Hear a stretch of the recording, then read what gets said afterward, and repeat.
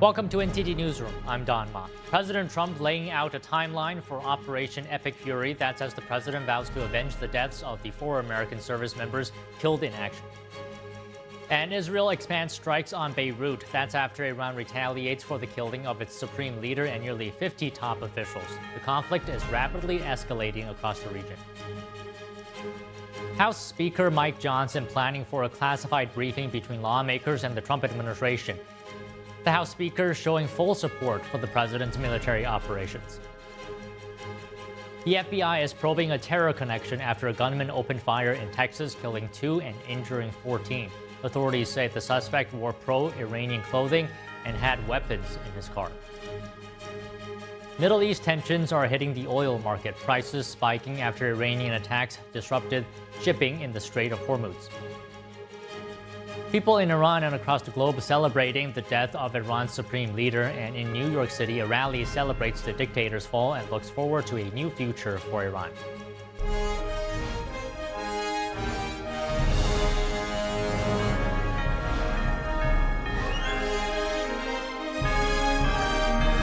This is NTD Newsroom, live from our global headquarters in New York City. Good afternoon, and thank you for joining us today. Our top story, President Trump saying U.S. strikes in Iran are likely to last around 4 to 5 weeks. That's at an East Room event where he's awarding the Medal of Honor to 3 U.S. servicemen. We now go live to NTD's Washington correspondent, Mari Otsu, who was just in the East Room ceremony with the president. Mari, good to see you. Hey, Don, good afternoon. Yeah, that's right. President Trump now saying that they projected 4 to 5 weeks originally for these strikes in Iran. But the president also saying that we do have the capability to go longer than that. And he's saying that at a ceremony in the East Room here, awarding 3 U.S. servicemen, 2 of them posthumously, with the Congressional Medal of Honor. And so the people there present in the audience are especially aware of the cost of war. That says we now have 4 U.S. servicemen killed in Operation Epic Fury. Behind me here is the POW MIA flag still flying beneath the American flag in honor of these lost lives. And the White House, though, is saying that this is not a forever war. President Trump saying that the objectives are very clear and laying them out for us. Take a look. We also projected 4 weeks to terminate the military leadership, and as you know, that was done in about an hour. Our objectives are clear. First, we're destroying Iran's missile capabilities, and you see that happening on an hourly basis. Second, we're annihilating their Navy. We've knocked out already 10 ships. They're at the bottom of the sea. Third, we're ensuring that the world's #1 sponsor of terror can never obtain a nuclear weapon. And finally, we're ensuring that the Iranian regime cannot continue to arm, fund, and direct terrorist armies outside of their borders.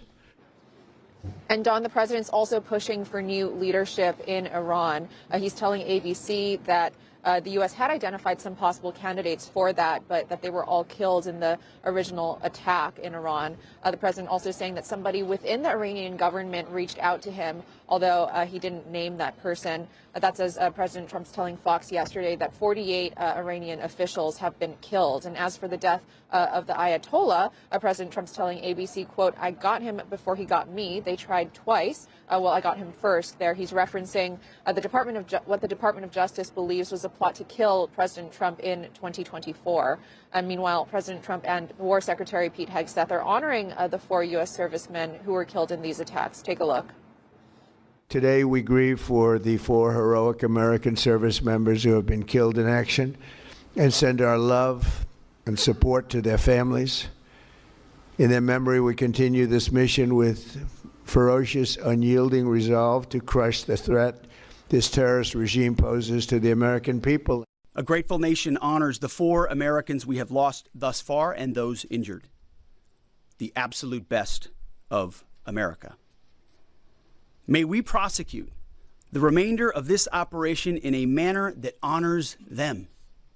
No apologies, no hesitation, epic fury for them and the thousands of Americans before them, taken too soon by Iranian radicals. And meanwhile, Don, the Pentagon is also pushing back against the narrative coming from some of the mainstream media and some lawmakers that this is a forever war. That's as some members of Congress are using that argument to push for a vote on war powers resolution this week that would limit powers on the operation in Iran. Take a look. President Trump has also been clear about your fate in either direction. To the media outlets and political left screaming endless wars, stop. This is not Iraq. This is not endless. I was there for both. Our generation knows better, and so does this president. He called the last 20 years of nation-building wars dumb, and he's right. This is the opposite. This operation is a clear, devastating, decisive mission. Destroy the missile threat, destroy the Navy, no nukes. And President Trump and the Pentagon still urging the Iranian people to take advantage of this opportunity and take back their government. Secretary of War Hegseth saying in his presser this morning that this is not a so-called, quote, regime change war, but that the regime did in fact change and that there is this opportunity now for the people of Iran. Back to you, Don. Okay, Mari, thank you. U.S. Central Command says 3 U.S. fighter jets were shot down by Kuwaiti air defenses in a friendly fire incident. Here are the details. Online video showed a U.S. warplane falling from the sky over Kuwait. A person can be seen parachuting to the ground. U.S. Central Command said Kuwait's air defenses mistakenly shot down 3 American F-15 fighter jets during active combat missions against Iran on Monday. The U.S. and Israel launched a joint assault on Iran over the weekend with missiles and airstrikes targeting Iran's leaders, commanders, and military installations. Iran launched retaliatory strikes on neighboring Gulf states in response. The U.S. described Monday's incident as an apparent friendly fire episode. CENTCOM said all 6 crew members from the 3 jets ejected from the aircraft safely were recovered and are in stable condition. It said that Kuwait had acknowledged the incident and that an investigation was underway. Kuwait had intercepted hostile drones earlier on the same day.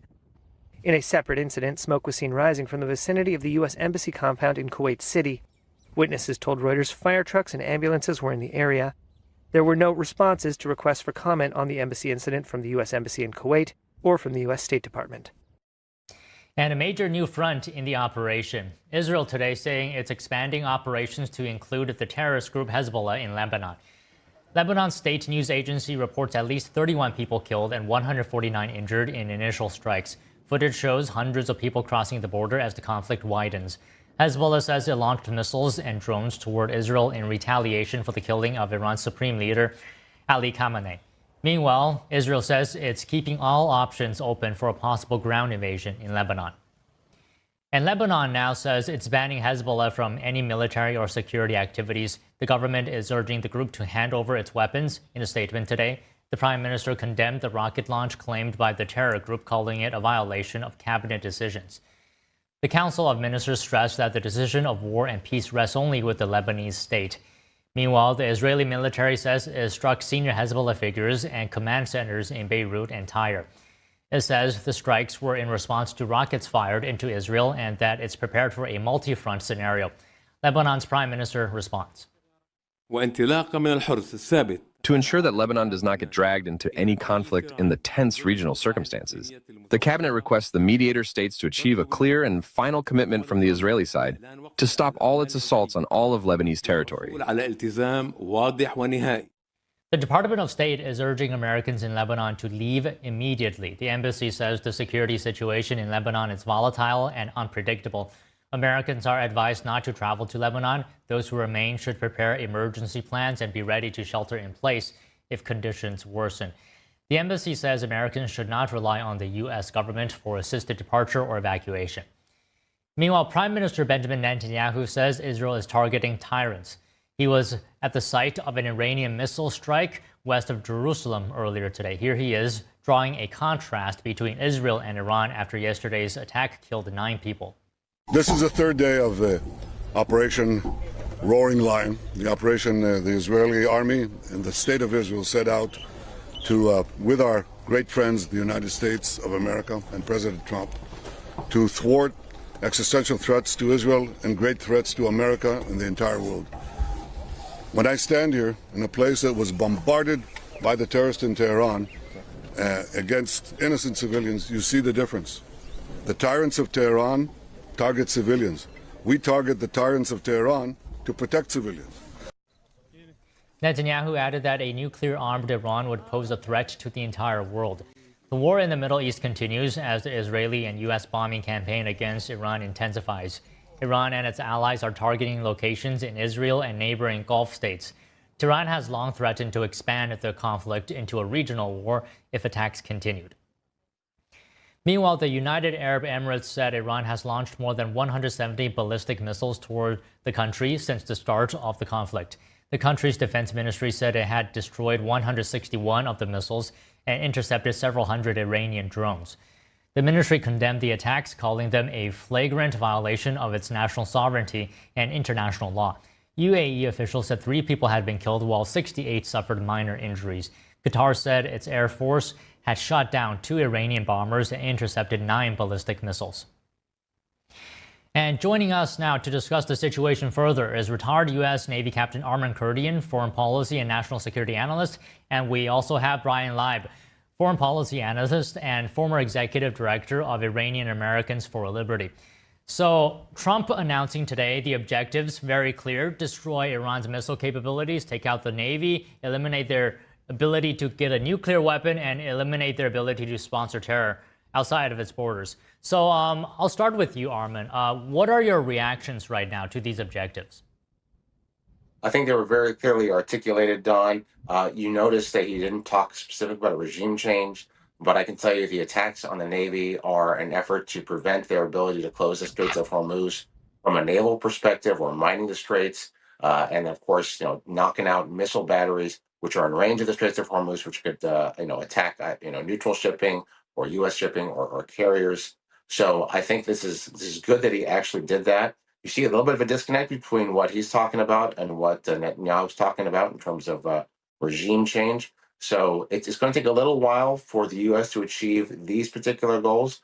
When they are achieved, or when we believe that they're close to being achieved, it'll be interesting to see what happens next. Okay, so Brian, give us your thoughts right now. Well, I think what's been happening over the last 48 hours is certainly monumental, and we're going to be talking about this for a long, long time. I do think ultimately the goal here is regime change, both from the Israeli perspective and the U.S. perspective. You see what's happening right now with the strikes that are continuing, that we know now are also going to intensify quite a bit now over the next coming days and weeks. The goal here is not to just get rid of the head of the snake, which you see on the screen right now, and all the other people that have been eliminated, but a lot of the second and third tier levels as well. I really think this is a wholesale kind of take out the trash operation here. And then once that's done, it's going to be up to the Iranian people to chart their own destiny. And I think, that's going to happen. But we've got to make sure that all of the IRGC elements are eliminated before the Iranian people can start doing their thing. So Armin, in your view, is a regime change essentially a given here, is needed in order to achieve all the objectives that President Trump listed earlier today? Ultimately, yes, it will be very hard to achieve. I don't think it's going to necessarily be successful unless there are coordinated efforts that are on the ground. If, say, you had Israeli special forces in there, or saboteur teams, or coordination with the Iranian resistance to go in and take over. It will be very, very hard. I know that's what they want to do, but there's been discussion about what that would actually look like, or could it destabilize the entire country and drop it into civil war? But if there is no regime change, then you will see this continue to happen in the future. You will see Iran try to continue to reconstitute its nuclear capability, continue to try to support a lot of the proxies in the Middle East. And if we have another change in foreign policy in 3 years, perhaps a relaxing of Iranian sanctions, they'll get their money back, they'll get their foreign currency reserves back up, and it's going to go right back into Hezbollah and Hamas. And we just can't have that anymore. Okay, so Brian, how do we have a Iran where the current mechanism is not present when a new regime, new government takes over? How do we do that? I think you're going to see a lot of that unfold in the next couple days and weeks here as the Israelis and the Americans continue to really just hunt down as many high-level IRGC officials as they possibly can to eliminate them. Of course, I'm sure the CIA and the Mossad are also working their back channels to try and get some of these individuals to flip and leave the country. But listen, the Iranian people are not going to be able to start taking over, like I just said, until a lot of these IRGC elements are removed, because Iran it's a very big country, home to over 80 million people, and the vast majority of them do not sympathize with the regime or support the IRGC in any way, shape, or form. But there are still IRGC elements that are in place right now, the same way that even when you look at the Israel-Gaza situation, there's still tens of thousands of Hamas soldiers that are still alive and kicking and have weapons. And these threats have to be eliminated for there to be peace all throughout the region. So I think that's the main thing to look at here in the next couple of days and weeks is how aggressive are the Israelis and us on our side, the Americans, in really hunting down and taking out as many IRGC officials as we possibly can. All right. Okay. So Armin, I would imagine a number of Americans at home have a potential, a lot of questions here. President Trump said today the Iranian regime poses a threat to the American people. Can you just talk to us, in your view, how so? What is the threat? Ever since they took over back in 1978, Iran has been waging war against the West, whether it's the Beirut bombing, whether it's the embassy bombing, whether it's support of proxies attacks in the Middle East, whether it's delivering of those specialized IEDs, those shape charges that went after American armor in Iraq, or what have you, or their, the IRGC's efforts in Yemen, their support of Hamas and Hezbollah. They are pretty much the world's pariah. So that regime, it's a mentality, it is a fanaticism to go after the United States. It is part of their blood. It is part of who they are. And I'm talking about specifically, again, this leadership, this theocracy, not the vast majority of the Persian people. My mother was born in Iran, and she certainly doesn't sympathize with this regime. So ultimately, the Iranian people are going to be the ones who are going to have to change their government. But to that point, they're not going to be able to do that if the IRGC is still strong enough to resist and stop them from doing so. So, Brian, similar question to you. What would you say to those Americans who may be wondering, how does this impact my life? Why does it matter? Well, let me first say that it's my belief, and also the belief of President Trump, that America first does not mean America alone. We cannot be isolationists, and we sometimes have to take the fight directly to the bad actors throughout the world to ensure that fight doesn't come to our doorstep. And that's exactly what President Trump has done now in partnership with Prime Minister Netanyahu in eliminating so many of these key figures inside of the Islamic Republic of Iran. And it's really, really just a major threat, not just for the region, not just for Israel and for their Gulf partners and Gulf allies there. But I mean, listen, this is a regime that has threatened to blow up the U.S. Capitol building, has tried to assassinate Americans, had assassination attempts trying to assassinate the sitting president of the United States. And oh, by the way, over the last 40 some odd years, as they've been in power, they've been killing Americans and Israelis every chance they can possibly get. I mean, don't forget, during the Iraq War, a lot of those IEDs, they were made by the Iranians. So, they have the blood of hundreds, if not thousands of Americans on their hands. So, what's happening right now, in my opinion, Don, is really long overdue.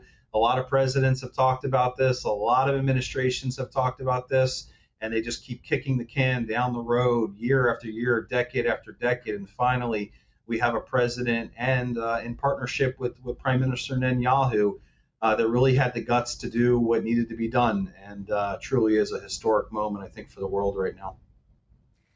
So Armin, Brian says this is long overdue, and Iran is saying it's going to continue to retaliate until the United States and Israel are definitively defeated. I don't know if there are risks there. Can you just explain to us, what does that mean?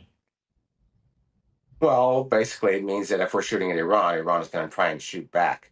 I would question some of their tactics and their strategies by going after some of the Middle Eastern states, attacking the UAE and Dubai attacking the airport and other civilian targets, they're just making them angry. They're shooting missiles at Cyprus, at the British, for crying out loud.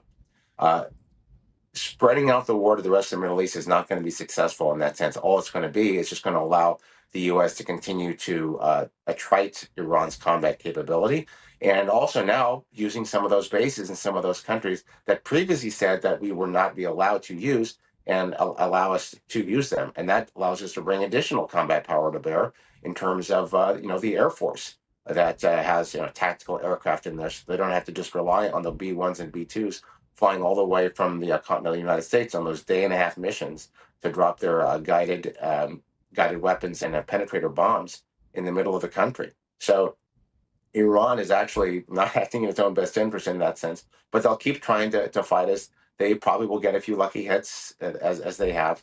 But overall, as we've seen over the last several years, Iran's ability to affect combat operations against the U.S. and Israel have pretty much been very ineffective. So, Brian, Lebanon fired rockets at Israel. Is the war widening here? Well, let me just say before that, my panelist's opinion here is exactly correct. I mean, the Iranians' capability to really combat what the U.S. and Israel is doing is they don't have the same capabilities that we do. I mean, come on, they haven't put a single fighter jet in the sky since this started here in the last 48 hours. We have air superiority through most of Iran right now, and that's going to continue. Most of the missile sites, both the ICBM sites and also the defense missile sites, have been eliminated. So the Iranians really don't have a lot left when it comes to military technology, military wherewithal. They probably do have a couple hundred missiles. Maybe that number's a little closer to 1,000. That's really all they have. They have missiles, and then they also have the IRGC thugs that are on the streets all throughout Iran that can take to the streets and kill their own people, with machine guns. So they don't really have a lot of capabilities to go toe to toe with us, the Americans, or with the Israelis, and we're seeing that unfold right now. With regards to your question about Hezbollah, Hezbollah has been seriously degraded over the last year or so. This was something I think that the Israelis have been really focused on over the last year or so, and post-October 7th, is making sure that if this moment ever did come where a strike against Iran were to happen, that Hezbollah's capabilities would be severely neutered, and they are. I think it was just 10 or 15 minutes after the current Hezbollah commander announced that he was, launching these strikes, he was killed 10 or 15 minutes later. And now we also see the ruling government in Hezbollah, in Lebanon, condemning Hezbollah. So, Hezbollah is not going to be the factor that they were a couple of years ago. Certainly, I'm sure they can fire off, some rockets and do some certain things, but they're not going to be the big threat that they once were. Okay, Armin, I saw you nodding a little bit over there. Can you just give us what you're thinking? Anything to add to what Brian said? Well, Brian is exactly right. What Iran's ability to affect events within the Middle East has really seriously been attrited by Israel and by the United States. I think probably the greatest concern would be security here in the homeland. Was Iran able to get sleeper cells in the U.S.? Are they able to affect any cyber attacks within the U.S.? It's only been a couple of days. Is it possible? Certainly. We haven't seen them be able to actually implement that. We've seen them try on a cyber operations a couple of times, not successfully. So that is probably the only axis of attack that Iran has that could really have some kind of impact. But even then, it's not going to be enough. It could be annoyance, it could be a hindrance, but there is really nothing that they can do to stop the United States from taking out these capabilities that the president articulated this morning. Okay, I just have one final question here. Brian, we know China relies on Iran for oil to a significant degree. How does this impact China? How does that fit into this equation? Well, yeah, it's so interesting that the Iranians are trying or thinking about shutting down the Strait of Hormuz, because who's going to hurt the most from a situation like that is going to be the Chinese, the CCP. So listen, I think this is a big moment, not just for the Middle East, but for the world at large. You had the Russians and the Chinese over the last year or so that tried to develop this new axis of power when Biden was the president, and they were successful in coming together and doing different deals to help each other. But now I think the CCP is really rethinking a lot of things here. They made a bad bet in trying to back and support the world's leading sponsor of terrorism. And at the end of the day, guys, they're not going to go to war with the U.S. They're not going to go to war with Israel. So, this is a weak moment, not just for the Iranians, but for whoever their allies are, being Russia and China. Okay, so Armin, Brian brings up the axis of power, which includes China and Iran. With the U.S. Operation Epic Fury now, what do you think it's going to do to that axis of power? Just final thoughts from you. We took out Maduro, and the president is allowing Venezuela to sell oil to China legally, eliminating the need for oil to be sold by Iran via the black market. So Venezuela is no longer a player. Syria is out of the picture. They're no longer friendly to the Shia militias in there. Cuba is not doing well right now. And here we are trying to take out Iran. President Trump, you got to give him credit, is changing this world order, this effort to stand up to the United States and basically create an axis against the U.S. Well, Donald Trump has been Alexander's blade to the Gordian knot. Yeah, I think many would agree with you that President Trump has taken bold actions in his second administration. Well, it's been great speaking to both of you. Armin, Brian, pleasure. Thank you. Coming up, House Speaker Mike Johnson planning for a classified briefing between lawmakers and the Trump administration. The House Speaker showing full support for the president's military operations. More news after this break.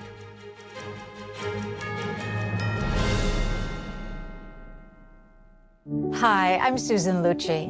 You may know me from my many years on television. I never thought about heart disease until I had my own heart event. I felt this slight pressure on my chest, just slight. I thought, oh, it's nothing, it'll go away. I didn't get it. I did not get it. A few days later, while shopping at a boutique, that pressure returned, much stronger. It felt like an elephant pressing on my chest. I had a 90% blockage in my main artery and a 75% blockage in the adjacent artery.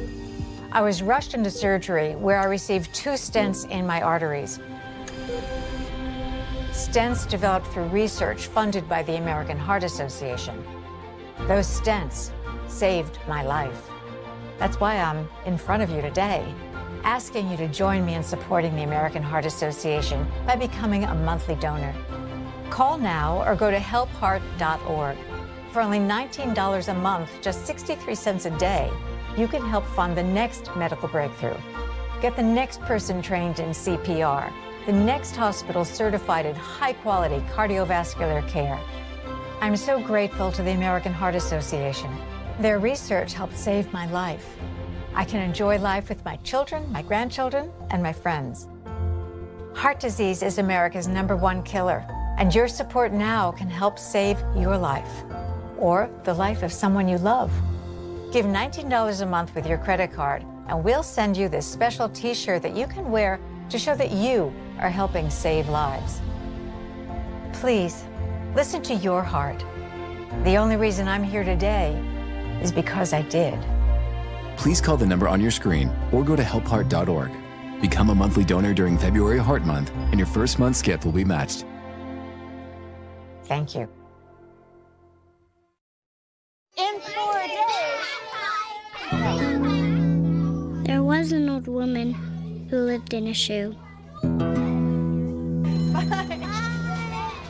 She had so many children. She didn't know what to do.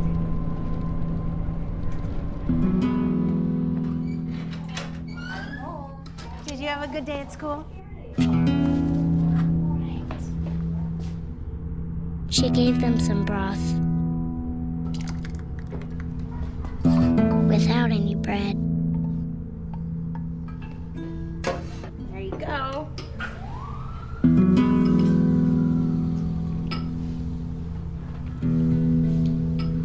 And kissed them all soundly. Night-night. Good night. And put them to bed. Hunger is a story we can end. End it at feedingamerica.org.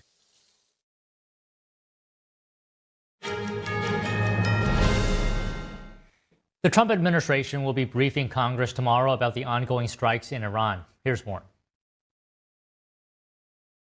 Secretary of War Pete Hegseth, Secretary of State Marco Rubio, CIA Director John Ratcliffe, and the Chair of the Joint Chiefs of Staff, General Dan Kane, will address the House and Senate.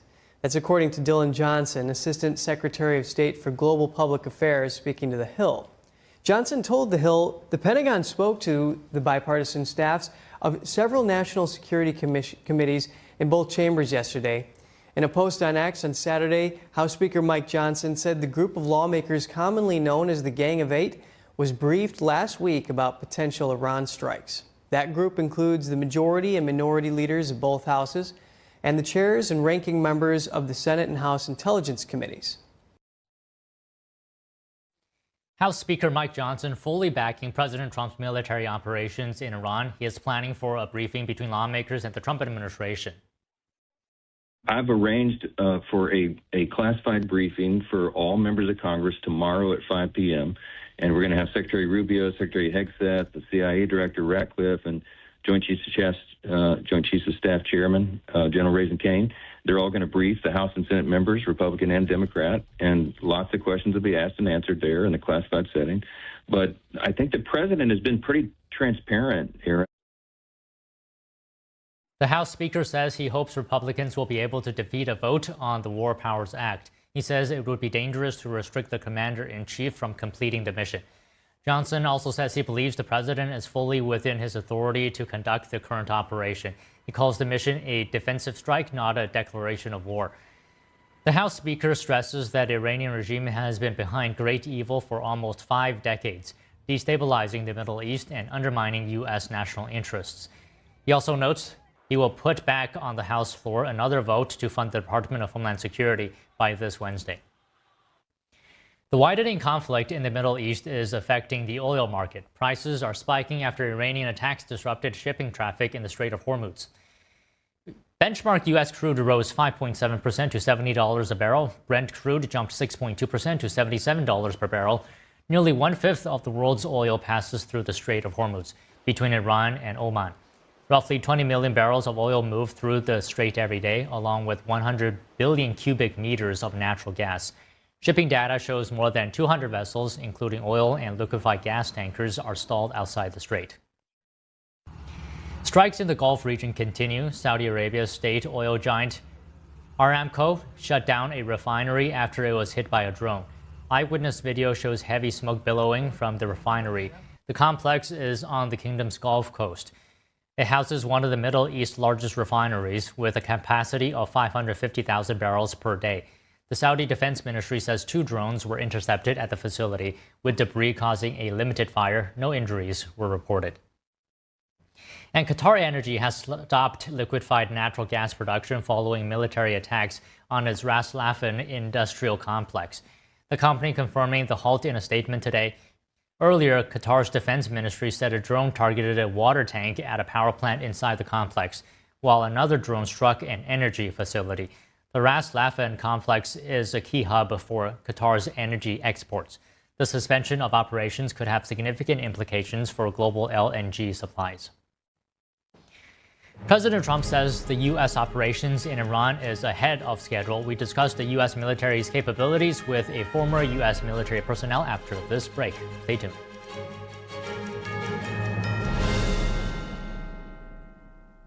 The bladder control aisle. You won't shop here again. Your private business is your own. The constant struggle is over. Now there's a better way. It's HDIS. We home deliver bladder control products. We understand how you feel. For over 25 years, we've home delivered to many of the 20 million Americans who deal with incontinence. We offer all brands. We pay shipping and use plain, unmarked boxes. If we can help you or someone you care for, call for your free product sample pack and $45 in money-saving coupons. Our counselors will help you choose the right product. And unlike stores, we're always in stock. You'll get what you need. Satisfaction guaranteed. HDIS, the better way. For your free sample pack with your free catalog, $45 in money-saving coupons, and free product samples, call 1-800-701-6159. That's 1-800-701-6159.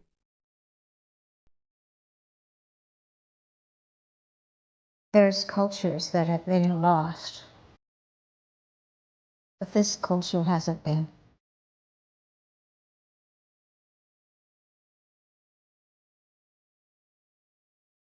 The artist is showing us our sense of who we are, where we came from.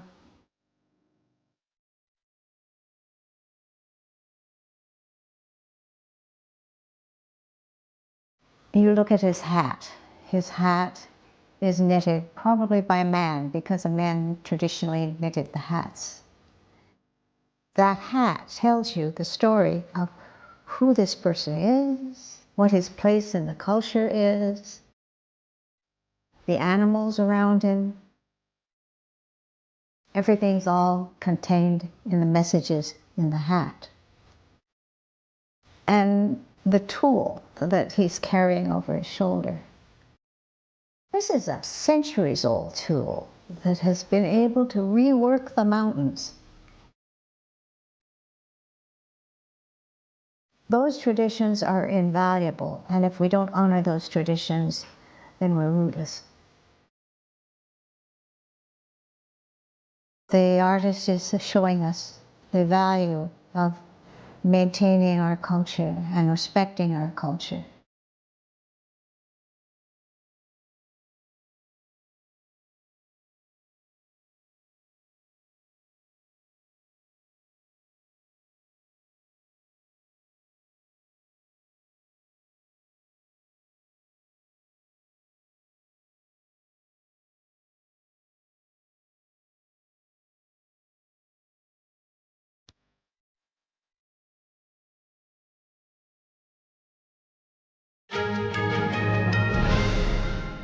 The Middle East conflict is widening today. Israel says it has completed a broad wave of strikes on Hezbollah targets in Lebanon, while U.S. forces continue major combat operations against Iran. This comes after joint U.S.-Israeli strikes killed Iran's supreme leader, triggering missile retaliation across the region. We now go to NTD's Washington correspondent, Jack Bradley. Jack, so let's begin with Israel's latest military action in Lebanon. What are we learning about these new strikes? Right, so the Israeli military says that it completed a broad wave of airstrikes targeting Hezbollah infrastructure over in southern Lebanon. That's just north of Israel. Israeli officials say that 70 targets were hit, including weapons facilities and launch sites. Now, this comes after Hezbollah terrorists fired rockets toward northern Israel. Take a look. Overnight, the IDF carried out retaliatory strikes against several Hezbollah targets in Lebanon, including command and control centers, launch sites, and senior terrorists. We were ready for this. As part of the preparations for our operation in Iran, the IDF prepared for an attack from Hezbollah, allowing us to carry out a swift response. Now, Iran has targeted Israel and neighboring countries in this war, hitting not just military targets, but civilian infrastructure. Iran firing missiles at airports, hotels, residences in Israel, but also in Dubai and Bahrain and other neighboring countries. Israeli Prime Minister Benjamin Netanyahu has visited one of these sites in just west of Jerusalem here, and that was hit by an Iranian missile. Here's what he said at the scene. When I stand here in a place that was bombarded by the terrorists in Tehran against innocent civilians, you see the difference. The tyrants of Tehran target civilians. We target the tyrants of Tehran to protect civilians. I've said for many years that they threaten not only Israel and not only America. They chant death to Israel, death to America. That's their ultimate target. But I said that they would also target those in between, that they would target Europe.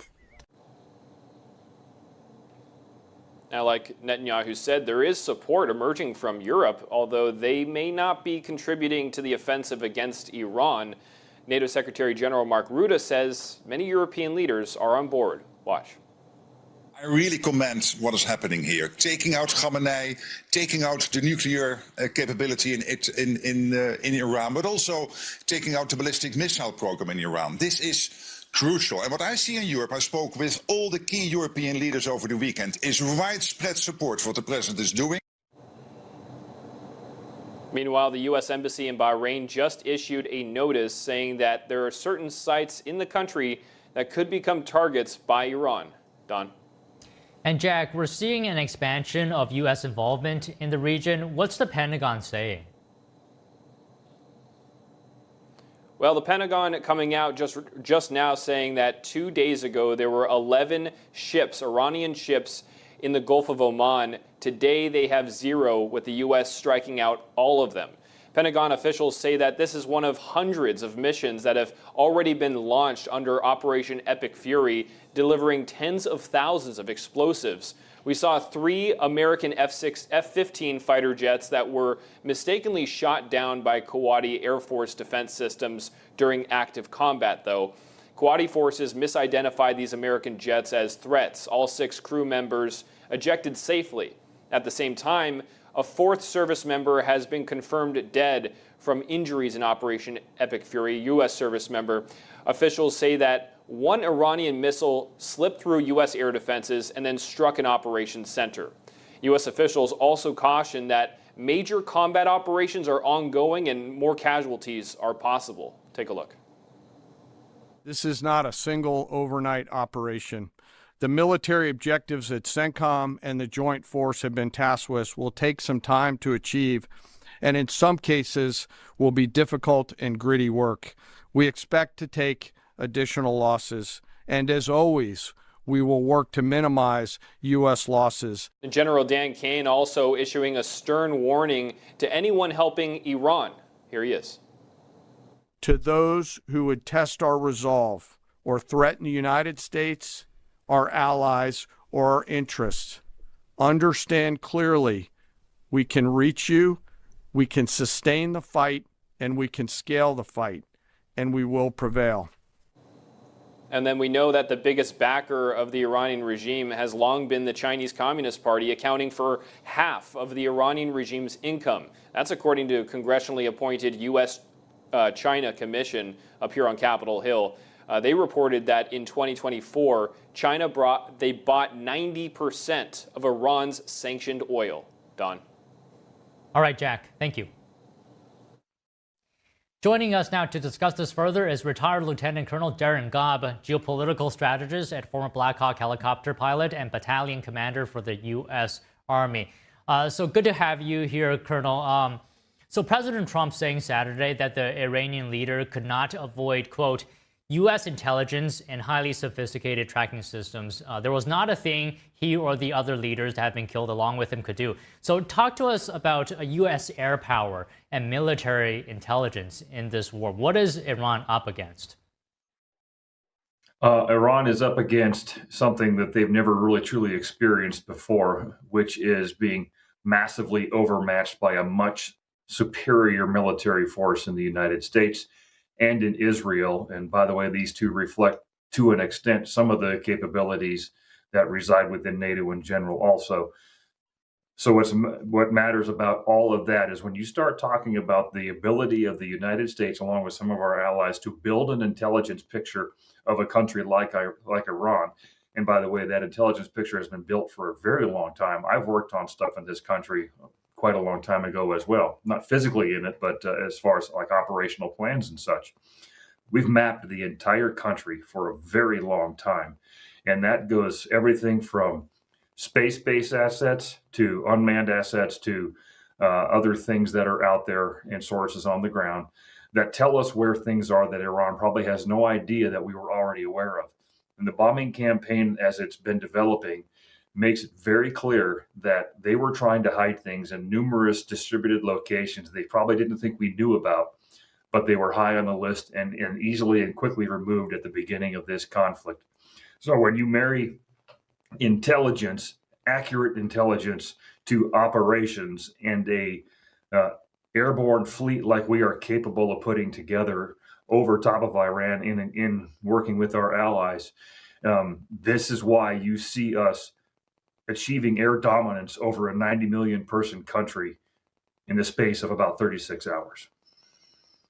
You said the U.S. has mapped out the country for a very long time. This is incredible to hear. But Colonel, let me get your comments on something else. So a guest that we often have on the show said F-22 and F-35 stealth fighters, along with 2 aircraft carriers and more land-based fighters, are leading the most sophisticated air campaign ever launched by U.S. forces. And she also said the number one metric for success is the destruction of Iran's military power. Do you also see it this way? Absolutely, and I would add in the Aegis destroyer systems in the that are with those aircraft carrier battle groups. This is the true test of billions of American dollars and hours of technology, experimentation, and many other things, and proving the case that much of it has been well spent for the sake of our military and its dominance on the battlefield. Those statements that you mentioned, I believe, are 100% true and will continue to be proven out over time, because those are just the things that are publicly available, publicly visible. And there are many other assets that are not necessarily so much like that. But all of this coming together so well choreographed is why we're sitting here watching a conflict in Iran and going and should be amazed at how successful we have been as a whole. Yeah, I am amazed. So, Colonel, there's one question that perhaps is looming over this, a rather important question. It's whether troops will be on the ground in Iran. So based on the goals laid out by Secretary of War Pete Hegseth, do you think there will be a need for U.S. troops in Iran? I don't think so, and I don't think the American people would support that either. We've tried that before in nations like Afghanistan and Iraq, and we know that nation building is not something we need to or should get involved in. That doesn't mean that we don't have ways to help the Iranian people build their own nation and make sure that they own their country and the solutions that can make it what it is capable of being, peaceful and prosperous, whether that be some form of democracy or a government that works for them, but at least isn't a belligerent and spreading terrorism everywhere. That's critical. And how that plays out right now will be determined by the response of the IRGC and the Quds Force, and whether they can coalesce together and actually fight back against their population, should they be able to do so. And the population then becomes much more challenged in trying to take their country back. But we can't solve this with boots on the ground in Iran. That would gain us absolutely nothing. Okay, so you said earlier this is something Iran has never faced before. How long do you think Iran can sustain this war, militarily speaking? Trump says the operation could take around 4 weeks. Well, I would give that a graded scale. So how long can they sustain this in an effective manner that actually threatens their neighboring states and has a chance of actually achieving some minor level of victory in here? I would say you're going to know the answer to that within the next 7 to 10 days. And that's when the bombing campaign will have changed already, more than likely, or could be very soon to, which is we strike targets as they reveal themselves rather than hit a pre-planned list of targets that we've known about for years. And that'll be the difference. I think what you're going to see is 4 to 6 weeks from now, you're going to have a really solid answer of what the military campaign looks like, and you can consider it a military victory. The question then becomes, can we win the peace, which in many cases is a much harder thing to do, because now you're dealing with who do you put in Iran and how do you establish a semblance of governance that works for the people there and keeps them from reverting back to where they came from in the first place. That'll be the greatest challenge of all after a military victory is achieved, which I assume at this point is more than likely. Okay, I want to follow up on one thing you said just now, that Iran has attacked surrounding areas. So how effective have U.S. bases' defense systems been against Iranian missiles and attacks? Highly effective, and that is a wonderful thing. And that, by the way, that also includes those systems based in other countries like Jordan. We've had allies that are helping with this, and then you add in those carrier strike groups with the Aegis destroyers and all the defensive systems those ships come with.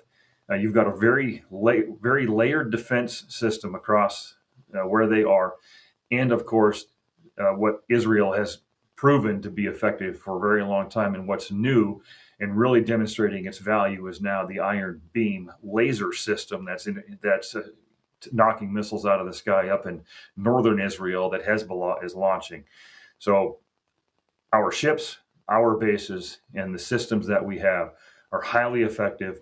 Nothing is perfect, but if they hadn't been effective, this could have gone a lot worse for the Gulf nations and American bases.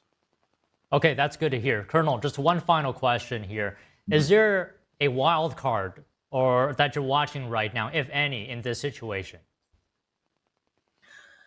I would say two wild cards, and the first one I think is a long shot and very unlikely, and that is if somehow Iran was able to develop nuclear capacity without our knowledge. I give that an extremely low percentage, but you have to account for things like that just in case. Second one would be the wild card being, what do the Iranian people do? You have to have momentum when it comes to civilian uprisings against dictators who have a significant sized army and about a 10,000 person core group that works against them. So the first one, be aware of. I wouldn't worry about it. I think it's low chances. The second one, we're all going to be watching that because that's going to be how the tide could really turn and show what Iran can be. All right, Colonel, it's really good to hear your analysis today. Thank you so much. Thanks, Tom. Insurance companies are canceling war risk coverage for vessels in the Gulf as the widening Iran conflict disrupted shipping, leaving at least 4 tankers damaged, 2 seafarers killed, and 150 ships stranded around the Strait of Hormuz. Here's more on that. Shipping in the Gulf has been disrupted as the widening Iran conflict has left at least 4 tankers damaged, 2 seafarers killed, and 150 ships stranded around the Strait of Hormuz. The strait between Iran and Oman carries around 1/5 of oil consumed globally, as well as large quantities of gas. Vessels in the area were hit as Iran retaliated to U.S. and Israeli strikes. Fears of a prolonged closure have caused oil and European natural gas prices to jump. Brent crude futures were up more than 8% as the conflict triggered multiple oil and gas shutdowns in the Middle East. Shipping data showed at least 150 vessels had dropped anchor in the strait and surrounding waters on Sunday.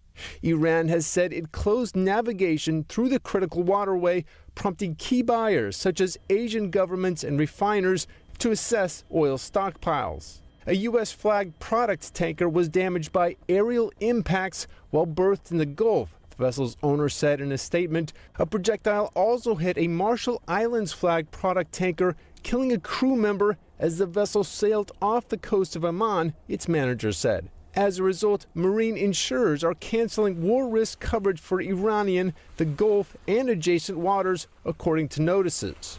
Ship owners are also deterred from sending vessels to the region, sources and analysts said. Meanwhile, the market will need more ships to load crude from the U.S. and West Africa, a source from a shipping company said. Tears of joy and relief as Iranians around the world celebrate the death of regime leader Ali Khamenei. The celebrations erupted in major cities in the U.S., Canada, and Europe. Let's take a look. A moment many Iranians have been waiting for decades. Celebrations taking over the streets of Los Angeles following U.S. and Israeli airstrikes on Iran on Saturday. We've been up the whole night following the news. It's just a liberation. We don't look at it as an attack. It's just like World War II when they liberated the countries in Europe. And we are happy that the people of Iran are finally being liberated. Many are thanking President Trump directly. I just want to say thank you, Donald Trump. You're a man of your word. You released 90 million hostages. They were hostage for 47 years. Thank you, Donald Trump. Thank you, Bibi.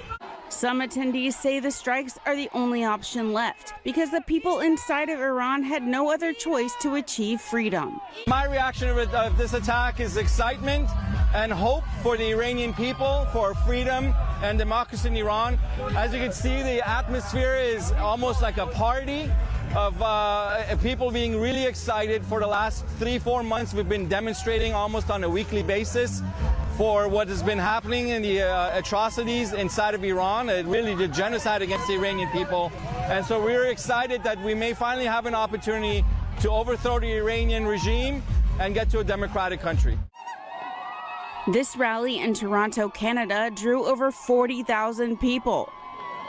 Very happy. I'm so happy. You can see all my people, what they do, how they scream, how they dancing today, how they happy. And I'm so happy emotionally from my bottom of heart.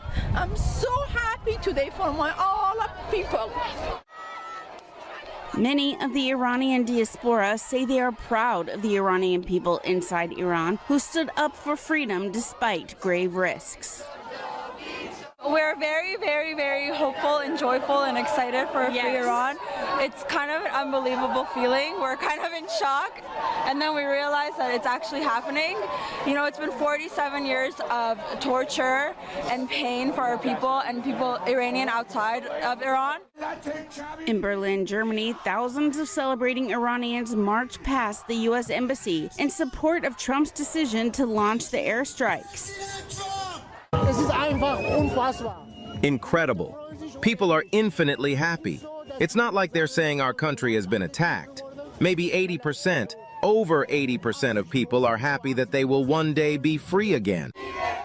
The joy continues into Sunday as more celebrations pop up across Europe in front of the Iranian embassy in London, on the streets of Paris, and in Brussels. U.S. Central Command just announced that all 11 ships of the Iranian regime in the Gulf of Oman have been taken out as shipping companies begin diverting vessels away from Middle East. Some operators are choosing to go around the Cape of Good Hope in South America. More news after this break. Don't go away.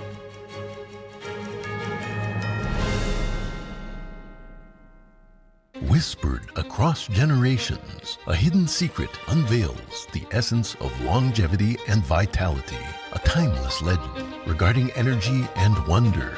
Rooted in ancient health wisdom, we proudly introduce Pure Tang Black Ginseng, a 100% natural organic energy drink made from premium 6-year-old Korean ginseng.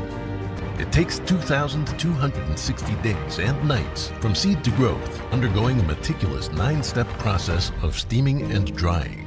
Black ginseng reaches its full potency, enriched with ginsenoside RG3 and enhanced absorption efficiency. No sugar, no caffeine, no artificial ingredients. Experience the pure natural power of Pure Tang Black Ginseng. Nourish your body, strengthen your immunity, and boost your energy. To order Pure Tang Black Ginseng, please visit puretang.com. Getting prescription glasses from Select Specs is easier than you might think. Select your frames from our £6 range in-house brands or our extensive designer collections. Then enter, upload or email your latest prescription and our website will analyze it and help you select the best lenses and options to suit you. Click to place the order and your new Select Specs glasses are delivered right to your door. Ordering your prescription glasses is as easy as 1, 2, C with Select Specs and selectspecs.com.